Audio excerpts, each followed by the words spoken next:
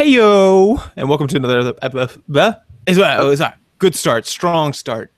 Hello, and welcome to an episode of the Game Theory. No, God Theory podcast. Episode 13. It's been a while. It's been a while. It's been a while. Man, what's up, dude? How's your week been? Good. I just got back from Utah yesterday, so I'm back in Colorado. Nice. How was it? Wait, is Utah at elevation too?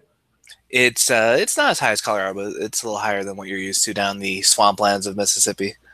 Yeah, I think we're below sea level. I think. Oh, it's so gross, man. We're like right at water level, so it's like anytime it rains, there's just standing water everywhere. It's insane. I don't get it. I don't get how people live here. It was fun. There was an ex-Mormon kind of get-together down there, so lots of people. We were in like this kind of karaoke bar, just drinking and having fun. That's cool. Wow. Huh. That's fun and appropriate for the podcast. Yes. So that makes sense. Dude, speaking of, just now, as we were starting up, the Mormons stopped by my house. Oh, yeah? Yeah, my wife just messaged me. The missionaries? The missionaries, yeah. We call them just the Mormons because we don't see many other Mormons. Did you, were they scheduled or was it just a random drop by? Just random drop by. They were stopping by at like Saturdays at like 9 p.m. I'm not kidding you. And I was like, what? Why do you guys always do this? We got church in the morning. Can you please back out? Yeah.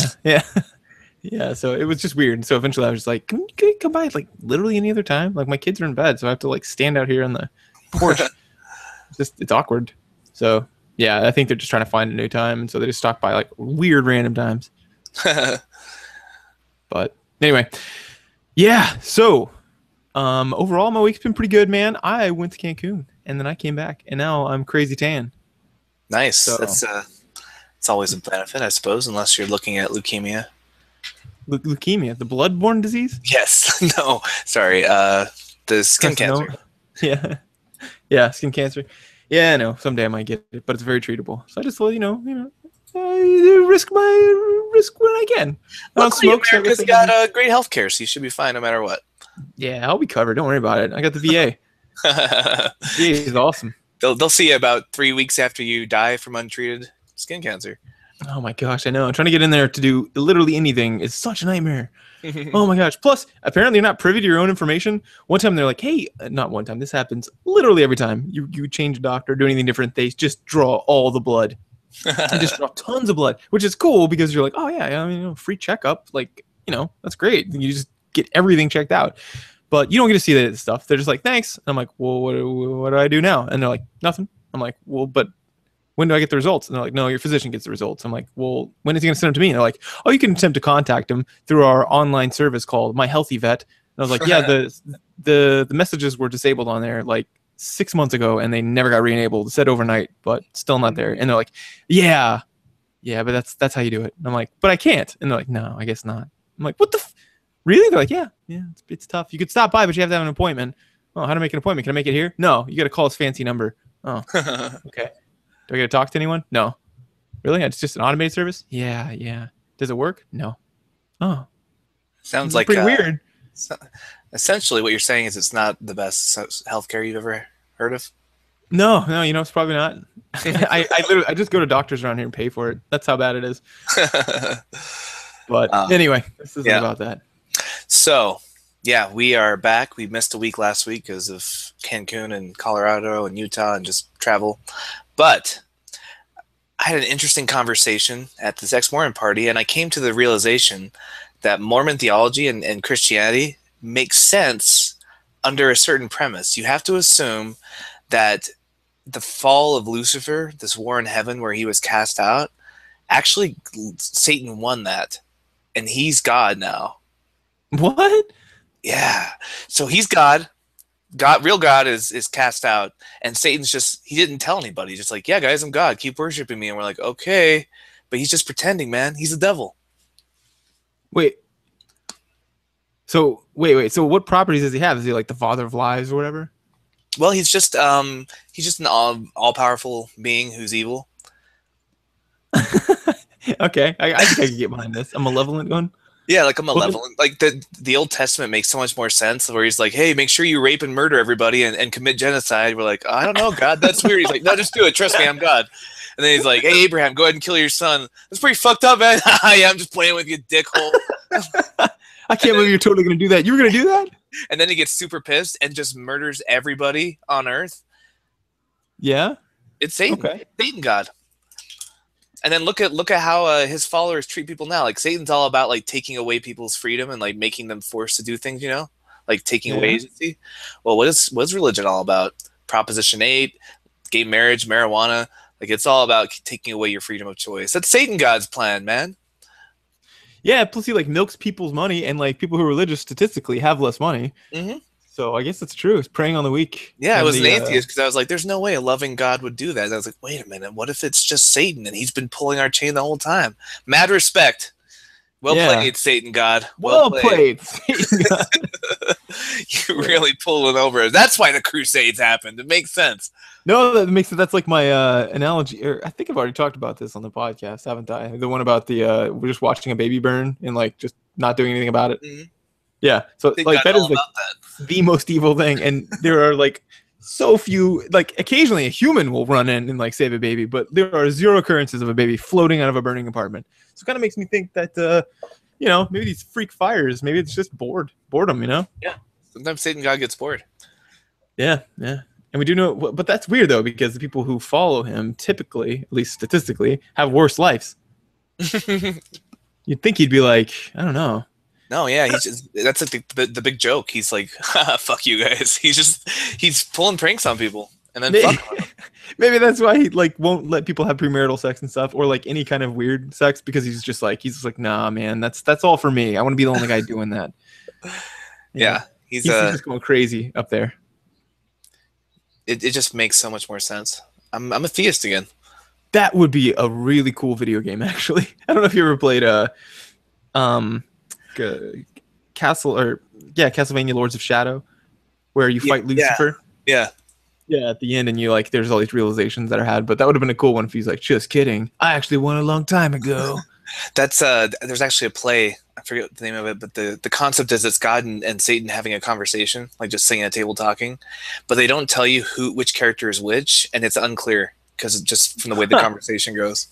Whoa, that sounds awesome! I want to check that out. Do you remember the name of it? No, I don't. I was talking about with somebody a couple days ago. I have to look it up, but like they change actors, so it's like 2 male and 2 female actors for both, and they just switch them up, and you don't know which character is Satan, which character is God throughout the whole thing, and the conversation gives you really no clues because they're both so evil. Jeez, yeah, well, I could see it. I could definitely see it. So you guys came about this realization how? Just being drunk, being high, and just talking. you know how it goes. Yeah, you know. It was funny because I was hanging out at a cafe talking with an old mission companion about it, and the 2 Mormon missionaries. It's in downtown Salt Lake. These 2 Mormon missionaries walk behind me while I'm talking, and he takes a picture of it and sends it to me with the caption, "Satan God, his angels are everywhere." It's pretty messed up. There's I remember somebody, I can't remember where this was from now that I'm thinking about it, but someone was telling me that they're like, yeah, I think he was saying he was a Satanist or something. I can't remember if someone was joking or not, but man, worst memory. But what happened was they said what if gee, I just completely lost my hold on, I've got to just minimize this window. I had a window up over here, I'm not gonna lie to you, and I just had to minimize it. It was very distracting. E3 is going on right now, and I just can't. It just kills me. It kills me not to be watching it, but it's fine. But they told me that you know, I was like, how can you be that way? This is back when I was, you know, a theist, and I said, how could you be that way? You're gonna lose in the end, right? Like Satan's sides apparently in this big old Armageddon battle, you know, of awesomeness, which is would make a sweet movie, but I don't think it's really gonna happen. But then this big old fight, I was like, you're gonna lose, and he goes, yeah, where'd you read that? Who wrote that? And I was like, well, the Bible from God. And he's like, yeah.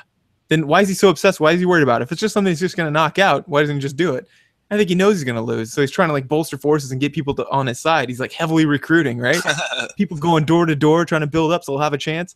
And I was like, holy shit, blow my mind. Blow your mind. That's crazy. But that also makes some sense of why he's so restrictive, right? Because like in psychology, we say the most healthy thing you can have is we call it, there's a couple of ways to talk about it, but one is behavioral flexibility or psychological flexibility. So like if you're presented with like, so people who restrict themselves down to like, very few things they can do in any situation, it's very limiting, right? Because then you've got correct things you can do, but you've also got all these landmines of possible things you could do. Like, if you live by like strict principles and values, it brings if they're super strict and restricting in general, it's a lot of wrongs. You kind of have to, people say, walking on eggshells, and so you're supposed to like to people who have the greatest psychological kind of flexibility, where they can approach a subject and do different things. Even if they're a little worried about it, they don't let that restrict their life, choices. Then we find that those people are more healthy, but mentally and physically actually as well. But but then you see in religion, in the Bible, it's all these do's and all these don'ts. It's not a whole lot of do's. There's some encouraging stuff, but it's like only if you follow me. It's not like, hey, humans are awesome. I believe in you as a human. It's like humans fucking suck, but with me, you can have cool stuff like money will just we are fallen. From the heavens. Yeah, you're fallen. It's your fault, but the good things come from me. Yeah, it's such an abusive relationship. That's literally an abusive relationship. Like whenever people come in and I'm like, this is a bad relationship, you need to get out. It's because of that. I don't want to say that. I tell them, work on it. But if it's really bad and the guy's not there, I typically look out for the client. So yeah, it sucks, man. They'll be like, oh, you're just a piece of shit. And then they start to believe him. Sad. Sad. It's a sad day. Yeah. You should make a movie about that. Your theories. I'm sure I'm not the first one to think of it, but it's just it's funny when you can't tell who the good guy is because they're both such assholes in the Bible. That is hilarious. Very different from the Screw Tape Letters by C.S. Lewis. I don't know if you ever read those. Yeah, well, it's kind of like Game of Thrones too. Like the gods, like the one god we've seen any evidence of, the red god, the fire god. Yeah. He's kind of a dick. Like he sounds kind of like a devil.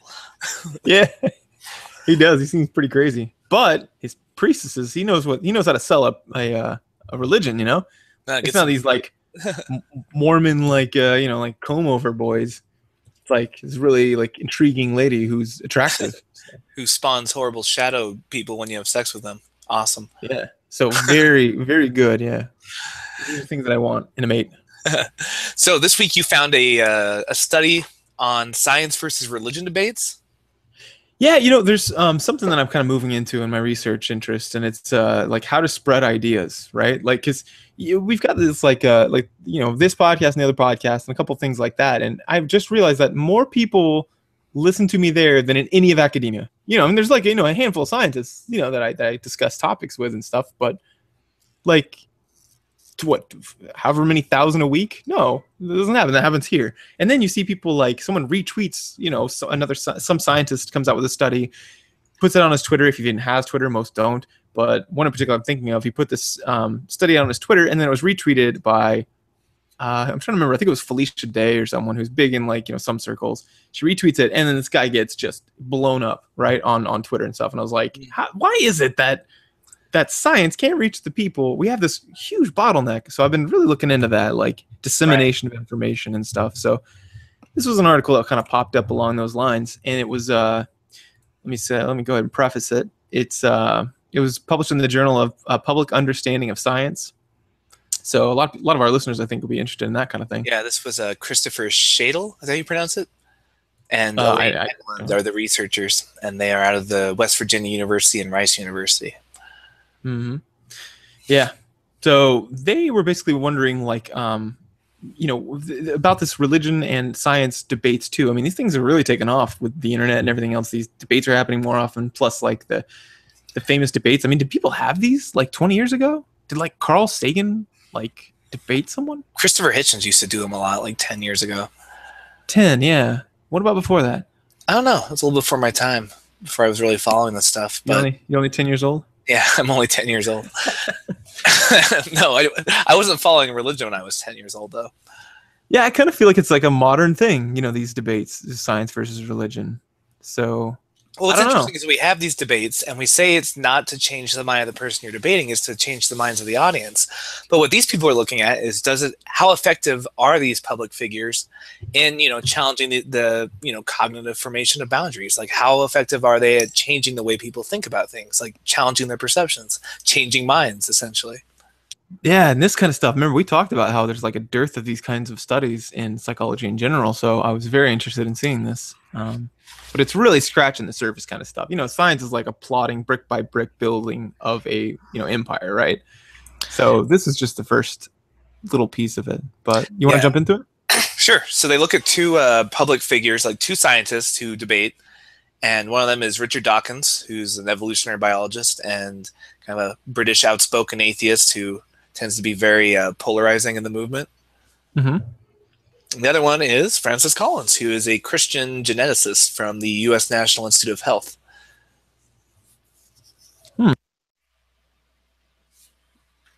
Yeah, and so basically they surveyed a bunch of people, and we're trying to determine well, I mean they wanted to know obviously big questions. They want to know like which one of these guys is better at getting people kind of to see their point of view, right? Which is a great question because these kinds of things have been done on like popular like figures of like pop icons and stuff because people want to know how these things are spread. Right. So they surveyed 10,241 adults, which is a pretty good sample size.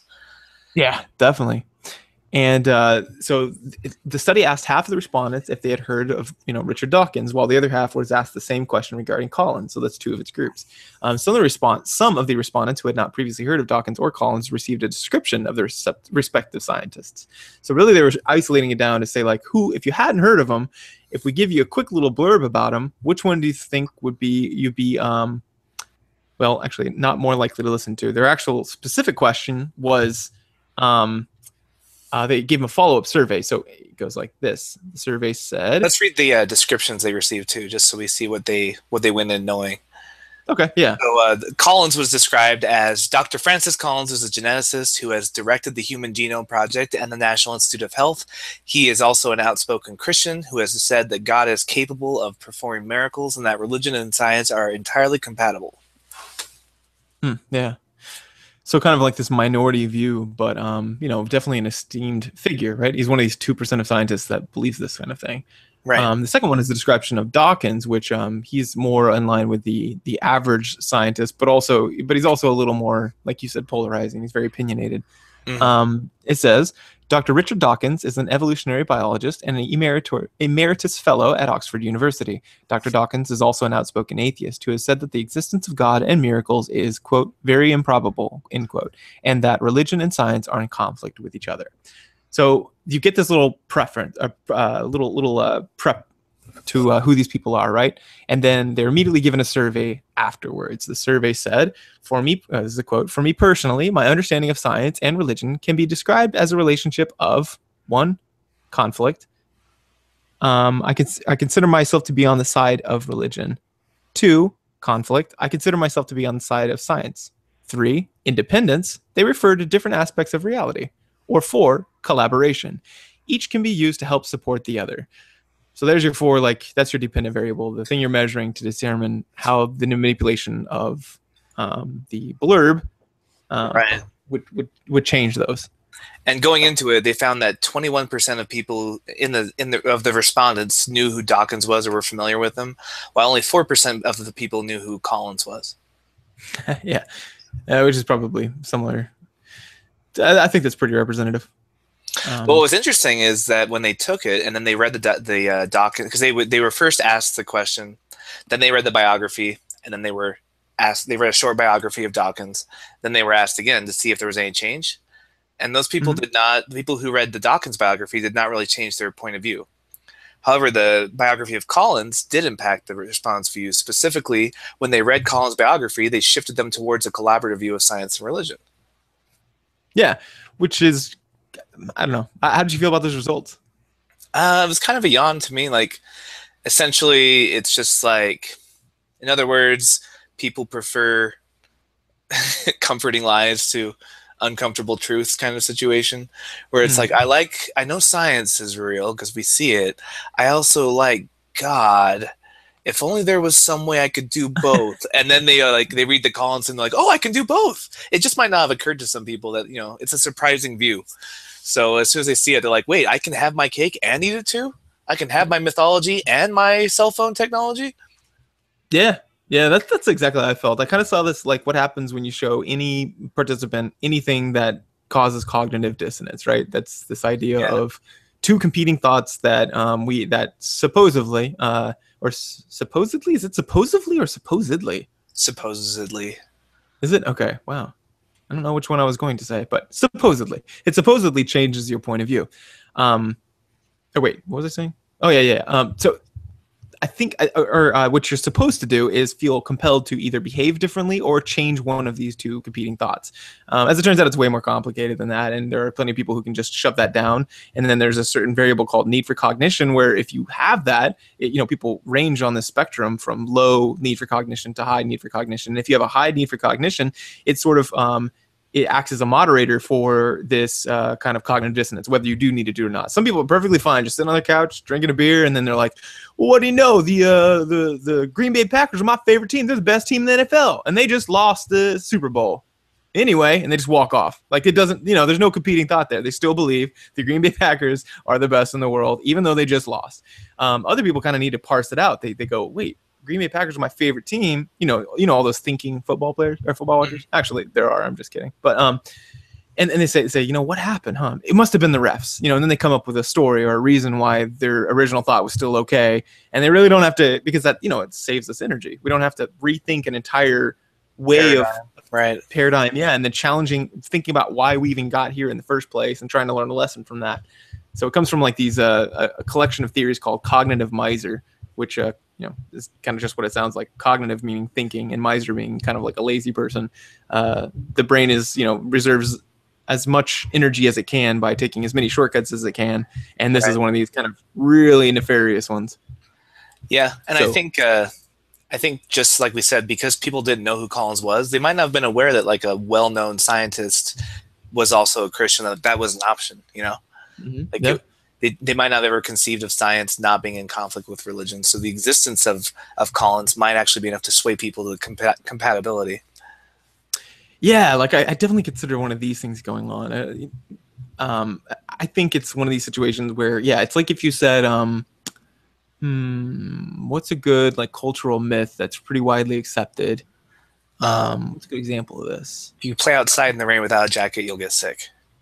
Yeah, the cold. That's really big in the South here too. I saw an epidemiological study about that. For some reason, people in the South think if you're in the cold, you'll catch a cold. It's weird. Right. But yeah, so like, and they aren't related. And so, the only article I saw that gave any kind of idea of this is that yes, if your body's spending all that energy, trying to warm yourself, if you're actually cold, then it's not as good at fighting other things. But it's a very small effect size. But right. Anyway, so like if you tell someone that, and then or you tell someone that that's actually not true, you get a lot of blowback. But the cognitive miser thing would suggest that you basically try to find the shortest cut to find that still your original idea was still fine and make this okay. Yeah. So I don't know. I think people are happy believing something that avoids that cognitive dissonance, and so Collins becomes like an easy escape. Just to, oh well, he's smart, he's a scientist, and look how accomplished he is, and he's still religious. I guess it does, but it doesn't. It doesn't. They're not compatible. In order to, what was that? What was the way they phrased it? Collaboration. Each can be used to help support the other. How does it explain, physics, or how did creation myths help us know how like to put a satellite in the space? Like I don't see how it helps support anything. Like you read the Bible, there's just no science in it. In fact, there's bad science, right? Like Jacob, was it Jacob? Or I forget who, but the guy who was like trying to breed sheep, and he's like, "Oh, I want speckled sheep, so I'll put them next to this speckled piece of wood, and then then the babies will be speckled." Like that's not how genetics works. There's nothing scientific in the Bible, and then they're like, "Yeah, they help support each other." All they do, like Dawkins says it best, like science makes claims about reality, religion makes claims about reality. They are in conflict. So yeah, got to pick a side, brother. Yeah, or somehow, you know, you can get these ideas of, it's kind of like I took a religion class when I was actually religious, but on the New Testament, and it was by a guy who was one of the only fluent Coptic speakers, which I guess Coptic, you know, is the Greek like language that a lot of the New Testament was written in. At any rate, I took it from him, and he was talking about the four gospels and how they conflict, like about Jesus' death. It's like, hey, he died. How did he die? You know, and who was there? Who showed up? How did it happen? Etc. Well, one of the suggestions is this harmonious idea where it's like, oh, they all say different things. Like, was it a little kid that was there? Were the angels inside? Were they outside? Were these luminous beings? Were they just people? He says, well, it was two people. And you could say that because one says only one, and that it's a boy, but that could be that he's saying he's boyish, and there's really two people there. They just commented on one. One doesn't preclude the fact that there could be two. It's just stating that there is one, which is weird. You know, it'd be like saying, I've got a car. You're like, oh, you got a car? You're like, yeah, I've got one car. And you're like, okay, that's cool. And then you get there, and they got like 13 cars. You're like, what the hell? And then they're like, well, I said I had one car. I also have 12 more. Yeah, it's true weird that I have one car. It's like, it's a stretch. Yeah. And you don't have to do apologetics for science, right? Like, you don't have to be like, oh, E equals MC squared. When I said that, what I meant was energy, but energy is in like, this is a high energy crowd, and mass actually M stands for like Mass Effect. It's a good game. Like, you don't have to make up crazy bullshit backwards explanations for science. It just works, or you change it if it's wrong. Yeah, yeah. And I like how I heard someone say once that you know, you don't want to go to a car salesman who can't admit he was wrong on like a paperwork or something in front of him, right? Like if he hands you a paper and then you go, I think this is for, you know, I don't know, foreign cards or something, you give it back. And then he goes, he's like, oh no, that was right. I'll just get the other one instead or something. You know, you want to get from the guy who's just openly admits, you know, good and bad things, basically. You know, if he's like, that's a bad car over there. But if you get to the guy who's trying to make every car look awesome, you don't like that. You know, you're like, I kind of feel like you're not really trying to get me into the right car. You're just trying to get me into a car. Right. So like, and I think we know what each of the two, like, you know, science openly admits when we're wrong all the time. I mean, I go to conferences and people rip you apart. And like, if I'm presenting data or something, like, well, you didn't do this, then I'm like, oh, that's a really good point. I didn't. I'll look at that in a future study. Like, those are the people I want to get my information from. Right. You know, the people who can just admit that. But I would be concerned if the scientist was, you know, right, acting crazy. Like if he was trying to defend it. You know what? On the second hand, I looked at that. It does look like a tumor, but I initially diagnosed it as benign. So I'm just gonna stick with that. See what happens. Yeah, exactly. I don't get it, but there is kind of a, you know, we don't want to get our information from people who do that a lot, you know, because you don't want to be in his position when he says, you're right, I'm wrong. Or a lot of people don't. I don't mind, but a lot of people think, oh, I don't want to say something and then feel stupid later because I found out it was false, right? Right. And so we do tend to try to get these people who are more cocksure of themselves, which is frustrating. I just don't know how, like, as a Mormon, I did the same thing. I tried to make science, like, collaborate with religion, you know? Like, I looked at reality as a video game, and God was the programmer, and he was just playing within a set of rules he had for, like, programming. And so I was like, yeah, you know, evolution, it's fine. All this stuff is fine. I would just kind of make reasons for it. But it's just simpler to take God out of the equation, and everything works the same. There's a funny article on The Onion today that says, Sumerians look on in confusion as God creates world. Because, you know, like, the Earth is 6,000 years old. Like, we had people here keeping records that talks about, like, these tablets. Like, yeah, we heard a booming voice that said, let the Earth bring forth grass. But I'm already standing on grass. And he said, let there be light, but there was already light. It was really weird. Like, that's it. These are the kinds of claims that religion makes that science disagrees with. Like, you can't, it's not a nuanced thing where you can argue about what does truth mean and what does history mean. And, like, the Earth is not 6,000 years old. And donkeys cannot talk, you know? I like how you said at the beginning of the show, you're like, if you open a book and the first part in that book, you know, it's like, hey, you're going to find out everything you need to know about the Bible. And you know, open that book and the first couple words of it are scientifically obviously wrong. And not only a little wrong, way wrong. You should close that book and get a new book. Probably get a new book. There's a lot of books. There's not just one book. Probably find a better one. Yeah. Or just maybe, you know, maybe the book it comes in the form of journals, scientific journals, and they're published all the time. They're constantly updated rather than one super old one. Yeah.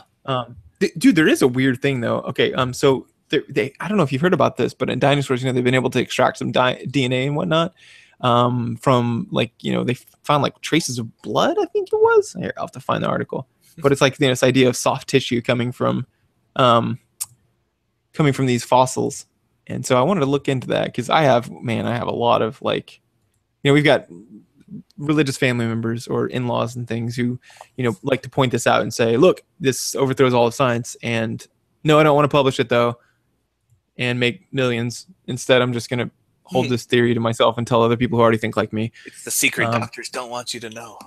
Oh god, I hate those. I hate that crap. And just in general, I work in applied science, and it just bugs me. Just please don't do this. It makes life so hard. Whenever you tell someone something and they don't want to hear it and they think they know better than you, it's frustrating. Like whenever people come in for like their kid's behavior and they're like, my kid is crazy. He's like, he's biting me and he's punching his sister and he set the bed on fire when I was in it. And I'm like, wow, that's a real behavioral problem, man. Okay, so tell me more. They tell me the thing, and then I get to the part where the evidence-based therapy for it is parent management training. And then they're like, this sounds like you're saying it's my fault. And I'm like, well, no, it's not your fault. That would be like saying, if you went to drive like a super high priced car and you had never driven a car in your life, you only drove bicycles and you did it incorrectly and you hit the wall. That's not really your fault. That's just you didn't know what to do. So you did the best you could with what you had, you did the best you could. And then they get frustrated and they're like, no, my kid's just different. This won't work. And I'm like, it literally works every single time. But if you do it, okay. And it's one of these things you don't like arguing with people about. It's uncomfortable. And a lot of people don't even argue. They'll skirt around. They'll be like, yeah, kids are different. Let's just try it. But really they mean, shut up. It totally works. This is the gold standard.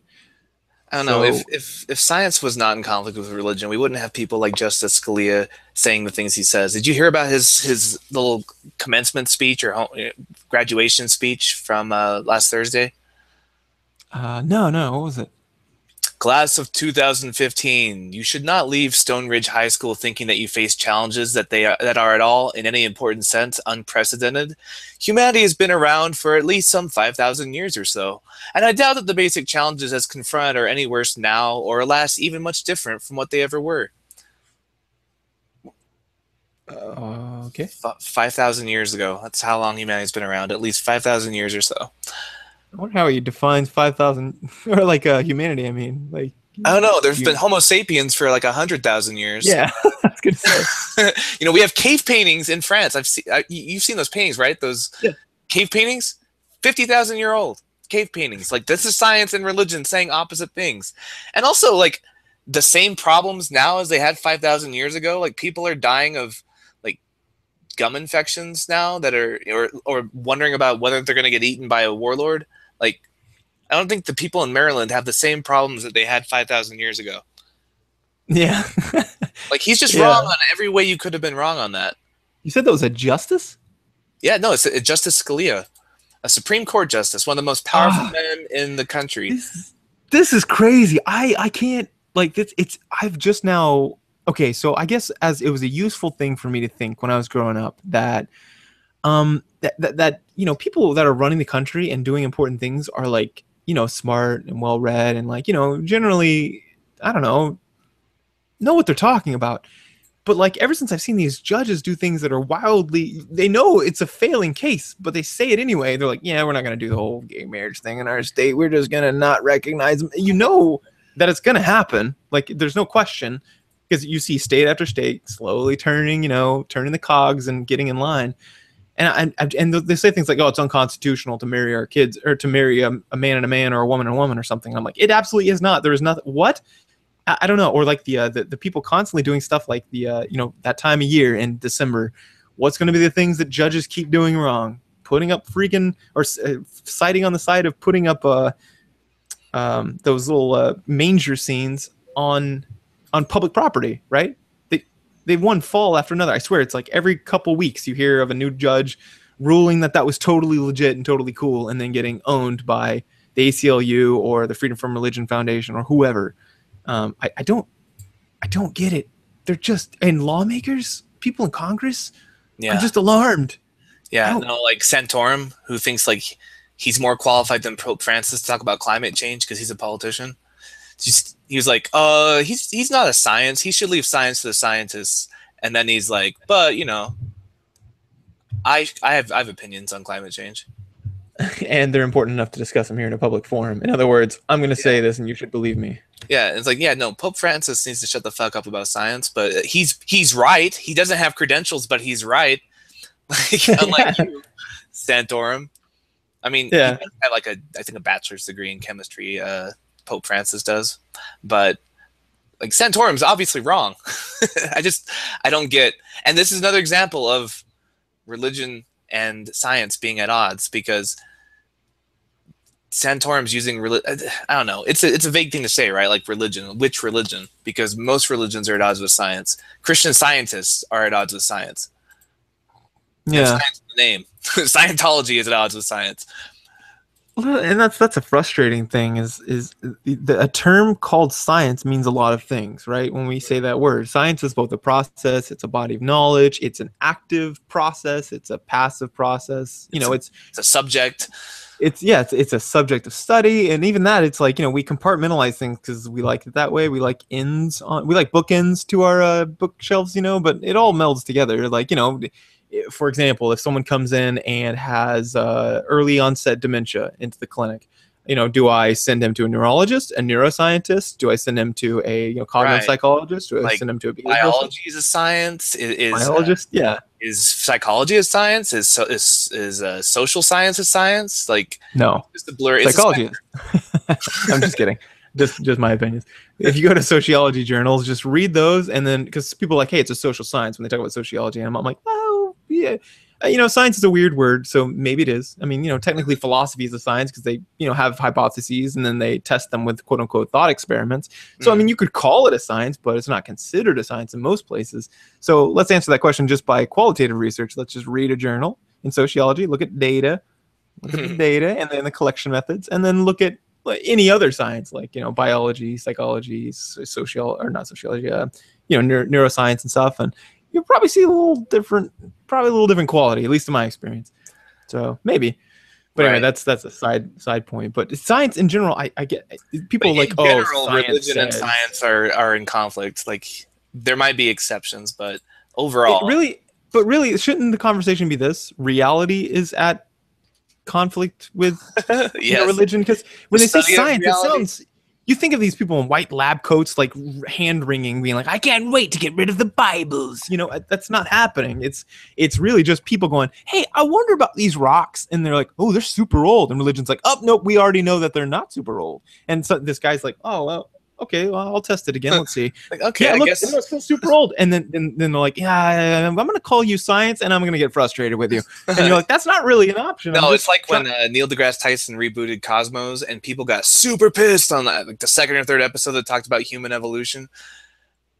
Yeah. Or the episode where he talked about how old the universe was. He's like, if the universe was only 6,000 years old, as some people believe, this is what the sky would look like. And it's just like a very small bit of light, because all the other light's older than that.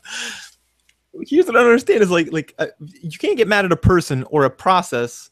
It'd be like getting mad at that person for the rock being old. He's like, oh, it's not me. I just did the experiment. It's reality that you're upset with. You're mad with the rock for being old because your book says it's not, but it has nothing with me or quote unquote science. Yeah. It has to do with the fact that that's just the reality. And maybe it's wrong. Maybe the earth isn't, you get the apologists, and this is my particular kind of apology. Whenever I was religious, I said, well, whenever God made Adam, he made him halfway through. So how do we know? Of course, he appeared to be however old, like 20, 30 or whatever, but he wasn't. He was actually a day old. So by every test, you'd be like, well, his organs are the size. Right. It's like when Liam Neeson created the earth 62 years ago, like he made it seem older than it is. It's only 62 years old. I love Liam Neesonism. Yeah, it's great. He created the earth as his birth. Is that what? Yeah, like the earth was created when he was born, and he created it, and he wanted it a rich history. He gave it a rich history, then a tapestry of civilizations and genocides and all that stuff, just to make it like like George R. R. Martin makes a backstory when he makes a world. Same thing. Yeah, that's pretty good, man. And you're like, well, what about my grandma? She's 82. It's like, well, she was born when she was 22, and with memories of that never happened, just like Adam. Like, it's the same thing. I think Christianity just doesn't take it far enough. Like, they're on the right track. Like, it's a logical premise. They just they just sell it short. It is, and you know, but it's it's just which one of these do you choose to believe, and you know, I kind of Yeah, I think you summed it up well. That might be a good note to end on, is that religion and science are not in conflict. It's just religion is often in conflict with reality, and science studies reality. yeah, that's a good point. So this study in particular just found that nothing about that, but definitely about some of our talking heads. But I like that it was pointed towards. This is just my closing thought on the study. I like that it was pointed towards something that I'm interested in. So, which is, you know, what kind of faces do we need to put out there to change minds? Because right now, you know, you get these social movements with bad, you know, raps like feminism, for example. You know, it's a good movement. I think most people, I hope, would agree. Most people I know would agree with the fact that we want gender equality. But sometimes it gets a bad rap because, you know, maybe they'll highlight people who are being particularly aggressive or shouting people down, which is, you know, people just don't like that. So, or like atheism, where, you know, you get these arguments as the highlights reels, and that's not really, you know, comforting either. So I've been curious about this, changing the branding, and so has David Silverman, the president of the American Atheist Association. He's trying to do that too, you know, encouraging people to be kind in the name of atheism and humanism, and rather than being an antithesis to people who are just trying to be happy and believe differently. Right. You know? So, yeah, good closing thought, I guess. But cool. Well, all right. Thanks for tuning in, dudes. Hopefully you found some of that enlightening. I sure did. I found this really interesting. So, especially the Liam Neesonism. I think I'm going to be a convert. You know, he's cool whether you convert or not. He doesn't like to micromanage. What a cool guy. I want to be part of that religion. He likes everything I like. It's great. Which is it's remarkably common in religion. Yeah, he hates the same things I hate. It's weird, but that's just how you know it's true. Yep, there you go. Cool. All right, guys. I expect all of you to, you know, write in and let us know about your Liam Neeson converting stories. Because let us know how Liam Neeson has brought you peace and comfort in your life. Yeah. All right. Well, all right. We'll see you guys next week, and thanks for tuning in. All right. See ya. Bye.